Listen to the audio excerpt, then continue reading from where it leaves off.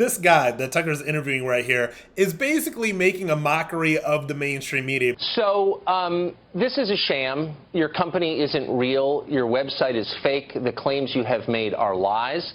This is a hoax. Let me start at the beginning, however, with your name, Dom Calypso, which is not your real name. It's a fake name. Well, we ran you through law enforcement level background checks, and that name does not exist. So let's start out with the truth. Tell me what your real name is. It's Dominic Tuyipso. It's per L's are silent. That's a lie, and you know it's a lie. And we asked you for ID at the Los Angeles Bureau, and you said you didn't have ID with you. But doubtless you have a wallet on you. Every grown man does. Hold up a credit card. You can cover the number to our camera and show us any piece of documentation with the name Dominic Calypso on it. And you can't because that's not your real name. Sure. Absolutely, I'll do that in just a moment. I might just begin with wondering, Tucker, you're not accusing me of being a hoax, are you? I'm saying that your name is fake and this company is fake. And I guess let me just satisfy our viewers who may be thinking, well, maybe we're miscalling this. On your website, you claim that you pay a retainer to 1,817 operatives every month. Now, if that were actually true, that's $54 million a year you're spending just on retainers. It's another $30 million a year if you're paying them for 6 hours a week work. Why don't you give me some evidence that you're real, beginning with your actual name, which is not Dominic Talipo. And by the way, your business partner doesn't exist either. So let's just be straight here. Let's just be real. Yeah. What is the real story here? Why are you doing this? What point are you trying to make? Yeah.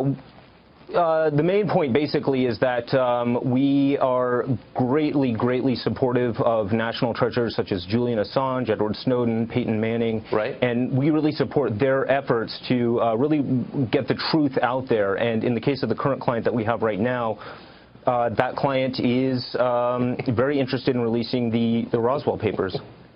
I don't know it. Really? So you're pretty supportive of Peyton Manning, are you? Extremely, yeah. Yeah, you're not going to, obviously, this is performance art. I will say you're pretty good at it.